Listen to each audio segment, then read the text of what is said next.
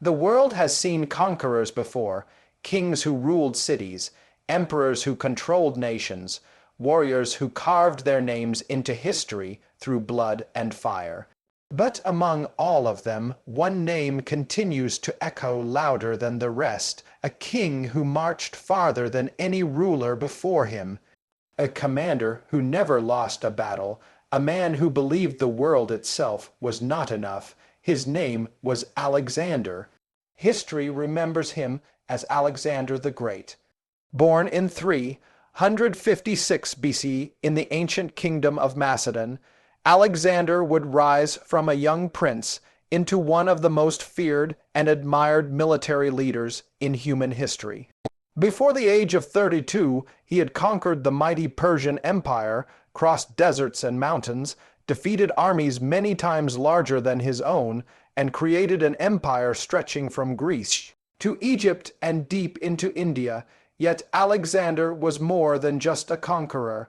He was a dreamer, a strategist, a student of philosophy, a king obsessed with immortality. Some believed he was chosen by the gods. Others believed he was consumed by ambition. But one thing is certain: the story of Alexander changed the ancient world forever. This is not merely the story of war. This is the story of vision, obsession, glory, and destruction. A story of a man who wanted the world. The year was 356 BC. In the ancient city of Pella, capital of Macedon, Queen Olympias gave birth to a son. Strange legends surrounded the child from the very beginning. Ancient writers claimed that lightning struck the temple of Artemis on the night Alexander was born. Some said Olympias dreamed of thunderbolts and serpents before his birth.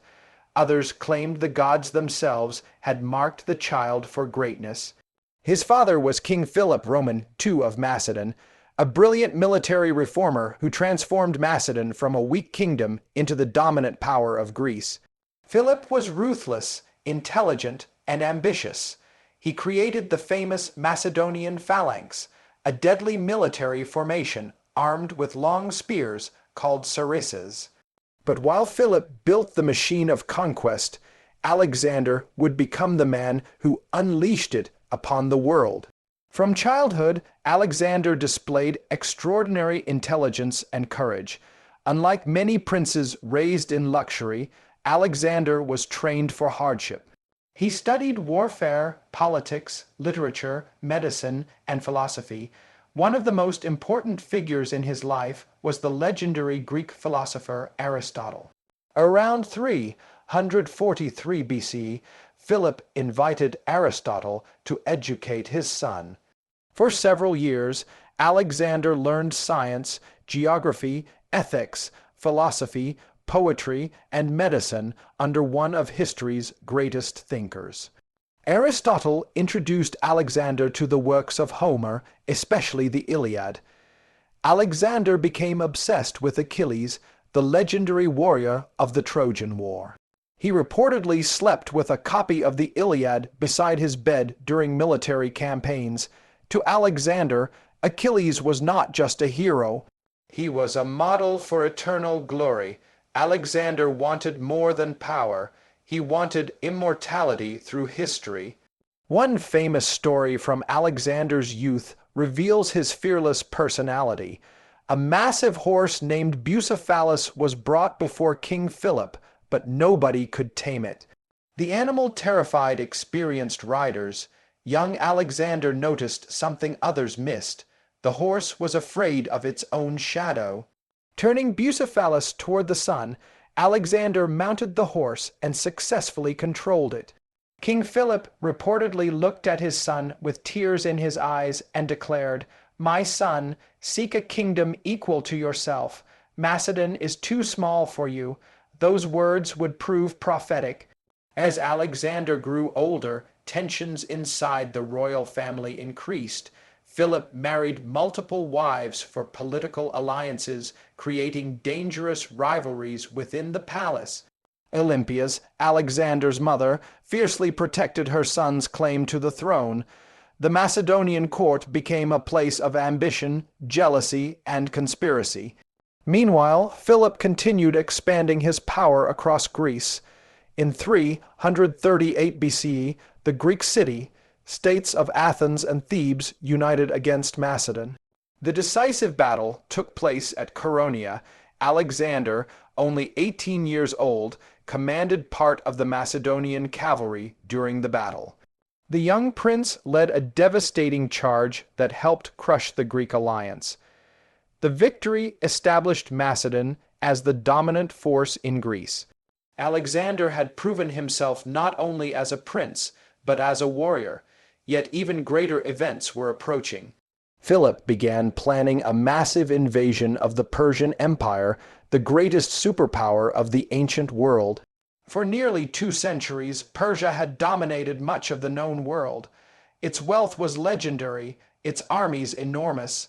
Its kings ruled from magnificent palaces filled with gold and treasure. Philip intended to invade Asia and destroy Persian power forever. But fate intervened. In 336 BC, King Philip Roman II was assassinated during a royal celebration. The murder shocked Greece and Macedon. Ancient historians still debate who orchestrated the assassination. Some blamed political rivals, others suspected Olympias. Some even accused Alexander himself. No definitive answer has ever been found. What is certain is that at only 20 years old, Alexander suddenly became king. And the world was about to change forever. When Alexander became king in 336 BCE, many believed the Macedonian Empire would collapse. He was young, inexperienced, surrounded by enemies. Greek city-states saw Philip's death as an opportunity to regain independence. Northern tribes prepared for rebellion. Persia watched closely, hoping Macedon would fall apart before any invasion could begin. Alexander understood one brutal truth. If he showed weakness, he would lose everything. So the 20-year-old king moved with shocking speed. First, he secured support from the Macedonian army. The soldiers who had served under Philip now had to accept Alexander as their new commander. Alexander addressed them not as a frightened prince, but as a warrior king. He reminded them of his victories beside his father. He promised glory, wealth, and conquest. The army remained loyal. Next came the elimination of rivals. Potential challengers to the throne were executed. Political enemies disappeared. The ancient world was unforgiving. Mercy could mean death. Alexander then marched north to crush rebellious tribes in the Balkans. His campaigns demonstrated extraordinary military skill. He crossed dangerous mountains, defeated tribal armies, secured Macedon's borders, but while Alexander fought in the north, rumors spread across Greece that he had been killed. Thebes, one of Greece's most powerful cities, revolted against Macedonian rule. Athens considered joining the rebellion. For Alexander, this was a direct challenge. Instead of retreating slowly, he marched his army nearly 300 miles south with astonishing speed. The Greeks could hardly believe it. Alexander appeared outside Thebes before the city fully understood what was happening. The young king offered terms. Thebes refused. The result became one of the most terrifying examples in ancient history. In 335 BCE, Alexander attacked Thebes. The city was overwhelmed. Thousands were killed. Survivors were enslaved. The city itself was destroyed. Ancient writers describe streets filled with blood and fire. Alexander spared only temples and the house of the poet Pindar. Everything else was reduced to ruins. The destruction of Thebes sent a clear message to all Greece. Resistance would mean annihilation. Athens quickly surrendered. The Greek world accepted Alexander as leader. Now the young king could finally pursue his father's dream, the invasion of Persia. At the time, Persia was ruled by King Darius Roman III. Though powerful, the Persian Empire was weakened by internal struggles and political instability. Alexander saw an opportunity. In 334 BC, he crossed the Hellespont into Asia Minor with approximately 40 zero soldiers. Before leaving Europe, Alexander reportedly visited the legendary city of Troy. There he honored Achilles, his childhood hero. Some historians say Alexander ran naked around Achilles' tomb, symbolizing his desire to equal the ancient warrior's glory. Then the campaign truly began. Alexander's army was unlike anything Persia had faced. The Macedonian phalanx formed the center of his forces. Rows of soldiers carried giant sarissas nearly 20 feet long. Combined with elite cavalry and disciplined tactics, the army became a deadly machine. Alexander himself often led cavalry charges directly into battle. He fought beside his soldiers. He shared their hardships. This created fierce loyalty. The first major battle against Persia occurred at the Granicus River in 334 BC. Persian commanders attempted to block Alexander's crossing. The battle was dangerous. Alexander personally charged into combat.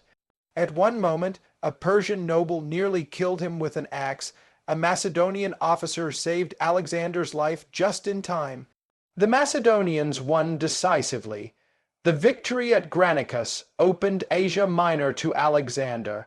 Greek cities under Persian control welcomed him as a liberator. But Alexander's ambitions stretched far beyond liberation. He wanted the entire Persian Empire. City after city surrendered. Treasures fell into Macedonian hands. Alexander moved deeper into Asia. Meanwhile, King Darius III prepared a massive response. The Persian king assembled one of the largest armies in the ancient world. His goal was simple: destroy Alexander before the invasion spread farther. The stage was set for one of history's greatest confrontations, a young king from Macedon against the ruler of the largest empire on earth. And soon they would meet face to face.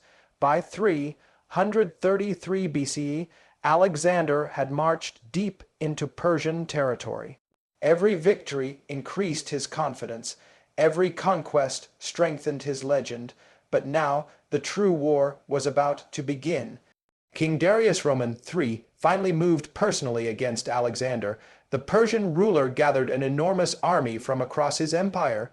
Ancient sources claim hundreds of thousands of soldiers joined his forces, though modern historians believe the number was smaller. Even so, Persia greatly outnumbered the Macedonians. Darius expected victory. After all, he ruled the most powerful empire on earth. Alexander was merely a young invader from the west. The two armies met near the town of Issus in southern Anatolia. The battlefield itself changed history. The narrow terrain limited Persia's numerical advantage. Alexander recognized the opportunity immediately.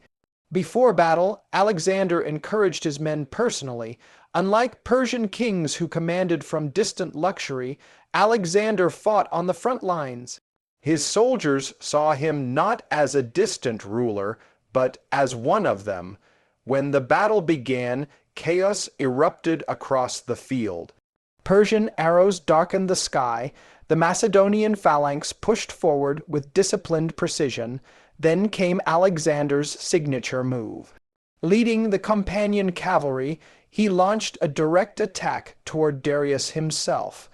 Alexander understood something critical. In ancient warfare, breaking the enemy king often broke the entire army. The Macedonian cavalry smashed through Persian lines. As Alexander approached, panic spread around Darius. The Persian king fled the battlefield. The moment Darius escaped, Persian morale collapsed. What began as a massive imperial army turned into a chaotic retreat. The Battle of Issus became a crushing victory for Alexander. Even more shocking was what the Macedonians captured afterward. Darius' royal family, including his mother, wife, and daughters, fell into Alexander's hands. Ancient historians describe the fear inside the Persian camp. The royal women reportedly believed Darius had died. But Alexander treated them with surprising respect. He did not harm them. He allowed them to maintain royal dignity. This behavior enhanced Alexander's reputation. He could be ruthless in battle, yet noble toward defeated royalty. After Issus, Alexander effectively became master of Western Asia, but he still faced major obstacles. The Persian navy remained dangerous. Several coastal cities continued resisting Macedonian control. Alexander decided to secure the eastern Mediterranean before advancing deeper into Persia. One city became the greatest challenge of all. Tyre. Tyre was a powerful island fortress city located off the coast of modern Lebanon. Protected by massive walls and surrounded by water, it appeared nearly impossible to conquer. Alexander demanded surrender. Tyre refused. The siege of Tyre began in 332 BCE and lasted 7 brutal months. Alexander ordered construction of a massive causeway connecting the mainland to the island. Under constant attack from Tyrian defenders, Macedonian engineers slowly advanced toward the city walls. The siege became one of Alexander's greatest military achievements. Finally, Macedonian forces breached Tyre's defenses. The city fell. Alexander's revenge was devastating. Thousands were killed. Many survivors were sold into slavery. The fall of Tyre sent another message to the ancient world. Resistance against Alexander could lead to destruction. After Tyre, Alexander moved south toward Egypt. Unlike other regions, Egypt welcomed him. The Egyptians hated Persian rule and saw Alexander as a liberator. In 332 BCE, Alexander entered Egypt without major resistance. There, he founded one of history's most famous cities. Alexandria, designed as a center of Greek culture, trade, and learning, Alexandria would later become one of the greatest cities of the ancient world. Its libraries, scholars, and architecture would influence civilization for centuries. During his time in Egypt, Alexander also traveled deep into the desert to visit the oracle of Ammon at Siwa, Oasis. The journey was dangerous. Sandstorms threatened the expedition. Supplies ran low, but Alexander reached the temple. What happened inside remains one of history's great mysteries. Ancient accounts differ. Some claim the priests greeted Alexander as the son of Zeus. Others suggest the oracle confirmed his divine destiny. Whatever occurred, Alexander emerged deeply changed. His belief in personal greatness became even stronger. He no longer saw himself merely as a king. He began to view himself as chosen by the gods. Meanwhile, far to the east, King Darius Roman III prepared one final stand. The Persian Empire was wounded, but it was not yet dead.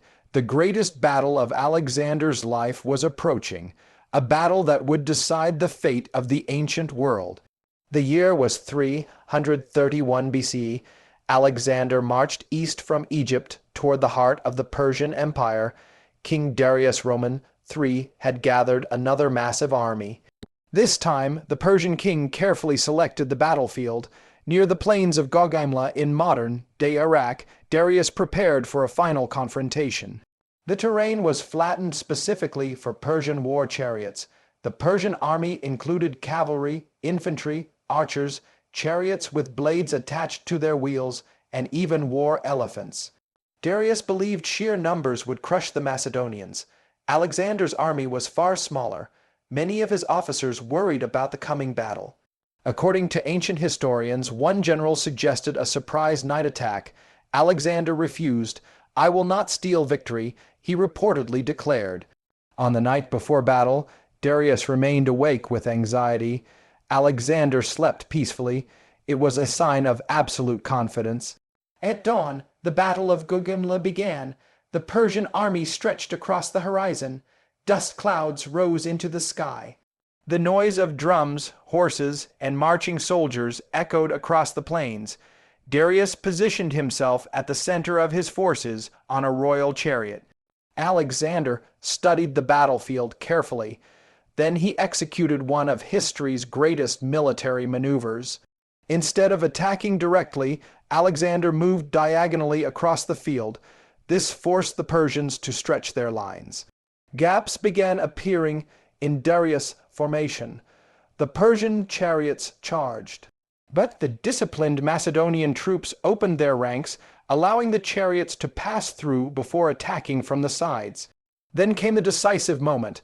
Alexander saw an opening near the Persian center. Leading the companion cavalry personally, he launched a direct assault toward Darius. The charge was devastating. Macedonian cavalry smashed through Persian defenses. Once again, Darius panicked. The Persian king abandoned the battlefield and fled. As their ruler escaped, Persian resistance collapsed. The Battle of Gaugamela ended the Persian Empire. Alexander had defeated the greatest superpower of the ancient world. After the victory, the road to the empire's richest cities lay open. Alexander entered Babylon in triumph. The city welcomed him as conqueror and king. Ancient Babylon amazed the Macedonians. Massive walls, grand temples, magnificent palaces, wealth beyond imagination. Alexander continued east toward Susa and Persepolis. Persepolis was the ceremonial capital of Persia. Its halls overflowed with treasure collected over generations. When Alexander entered the city, he effectively became ruler of Asia. But what happened next remains controversial. During a drunken celebration, Persepolis was set on fire. Ancient sources disagree about why. Some claim Alexander ordered the destruction as revenge for Persia's earlier invasions of Greece. Others believe it was a reckless act fueled by alcohol and emotion. Flames consumed the magnificent palace complex. The symbol of Persian imperial power burned into ruins. Even Alexander later regretted the destruction. Meanwhile, Darius Roman III fled eastward, hoping to rebuild resistance. Alexander pursued him relentlessly. But before Alexander could capture him, Darius was betrayed by his own nobles. In 330 BCE, the Persian king was found dying after being stabbed by his followers. Ancient writers describe Alexander arriving shortly after. The young conqueror covered Darius' body with his own cloak. He ordered a royal burial for the defeated king. With Darius dead, Alexander officially became ruler of the Persian Empire. Most kings would have stopped there. Alexander did not. Instead, his ambition grew even larger. He pushed farther east into Central Asia, through deserts, across mountains, into lands few Greeks had ever seen. But the deeper Alexander marched, the more difficult his empire became to control. Rebellions erupted, local resistance intensified, his soldiers grew exhausted, and slowly the line between greatness and obsession began to disappear. By 327 BC, Alexander had already conquered more territory than nearly any ruler in history, yet he refused to stop. To many of his soldiers, the campaign had already gone too far. They had marched thousands of miles from home. They had crossed deserts, rivers, and mountains. They had fought endless battles. But Alexander still dreamed of reaching the edge of the world. Ancient Greeks believed India lay near the end of the known earth. To Alexander, conquering India meant achieving ultimate glory. So the Macedonian army marched east once more. The journey into the Indian subcontinent proved brutal. The terrain was unfamiliar, the climate harsh. Monsoon rains flooded roads and rivers. Alexander faced fierce resistance from local kingdoms.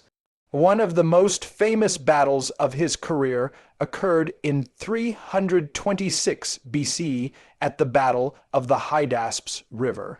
There, Alexander confronted King Porus, a powerful Indian ruler. Porus commanded war elephants, animals the Macedonians had rarely encountered before. The battle was fought during heavy rain. The river itself became a major obstacle. Alexander executed a brilliant nighttime crossing upstream, tricking Porus about the location of the attack. When battle began, the war elephants terrified many Macedonian soldiers. Horses panicked, infantry lines broke apart. But Alexander adapted quickly. His troops targeted the elephants and their handlers. Eventually, Porus' forces collapsed. Yet despite victory, Alexander showed admiration for the defeated king. When Porus was captured and brought before him, Alexander reportedly asked, "How should I treat you?" Porus answered, "Like a king." Impressed by his courage, Alexander allowed Porus to continue ruling his kingdom under Macedonian authority. This moment reveals another side of Alexander. He respected bravery, even in enemies. However, the Indian campaign pushed the Macedonian army to its limit. As Alexander prepared to march farther east toward the Ganges River, his soldiers finally refused. At the Hydaspes River, the exhausted army mutinied. The soldiers had heard terrifying stories of massive Indian armies waiting ahead. They longed to return home after years of endless war. For the first time in his career, Alexander could not force his men forward. Ancient historians describe him isolating himself in anger for several days. But eventually he accepted reality. The conquest would go no farther. Alexander ordered a return westward. The journey home became a nightmare. Part of the army traveled by sea, while Alexander led troops through the Gedrosian Desert, one of the harshest regions in the ancient world. The decision proved disastrous. Extreme heat, lack of water, starvation, thousands died during the crossing. Ancient accounts describe soldiers collapsing beneath the burning sun, animals perished, supplies disappeared. Even Alexander suffered alongside his men. One famous story claims soldiers found a small amount of water and offered it to Alexander in a helmet. Seeing that there was not enough for everyone, Alexander poured the water onto the ground instead of drinking it himself. The gesture inspired the exhausted army. Despite immense losses, Alexander survived the desert and reached Persia again. But something had changed. Years of conquest had transformed him. He increasingly adopted Persian customs. He wore Persian royal clothing. He demanded ceremonial acts of submission. Some Macedonians grew uncomfortable. They feared Alexander no longer saw himself as Greek or Macedonian. Tensions rose inside his court. One of the darkest moments came with the death of Cletus the Black, one of Alexander's trusted officers. During a drunken argument in 328 BC, Cletus criticized Alexander's growing arrogance and Persian influence. Enraged, Alexander killed him with a spear. The act horrified the court. Alexander himself reportedly fell into deep grief afterward. The conqueror who once inspired loyalty now appeared increasingly isolated. His ambition had conquered the world, but it was slowly destroying the man himself, and soon tragedy would strike for the final time. In 323 BCE, Alexander returned to Babylon. At only 32 years old, he ruled an empire stretching across 3 continents. No king before him had conquered so much territory so quickly. Yet Alexander was not satisfied. Even after years of war, he continued planning new campaigns. Arabia was next. Some historians believe he intended to push farther west afterward, perhaps even toward Carthage or Italy. The dream of world conquest still burned inside him, but destiny had other plans. In the spring of 323 BC, Alexander attended a banquet in Babylon. Ancient accounts describe days of heavy drinking and celebration. Soon afterward, he became seriously ill. At first, nobody panicked. Alexander had survived wounds, battles, deserts, and disease before, but this illness worsened rapidly. He developed fever, weakness, pain. Day after day his condition declined. His generals gathered around him as rumors spread through the empire. Some ancient writers suspected poisoning. Others blamed malaria, typhoid fever, or exhaustion from years of campaigning. To this day, historians still debate the exact cause of Alexander's death. What is certain is that the greatest conqueror of the ancient world was dying. According to tradition, his soldiers passed silently before him one final time. Too weak to speak, Alexander allegedly greeted them with gestures. Then came the famous question, "To whom do you leave the empire?" Alexander reportedly answered, "To the strongest." Those words would unleash chaos. In June 323 BC, Alexander the Great died in Babylon. He was only 32 years old. The reaction across the empire was immediate shock. How could a man who seemed unstoppable suddenly disappear? Alexander had conquered nations, defeated empires, built cities, changed civilizations, yet he left behind no clear successor capable of controlling his vast dominion. What followed became known as the Wars of the Diadochi, the wars of Alexander's successors. His generals turned against one another. The empire fractured into rival kingdoms.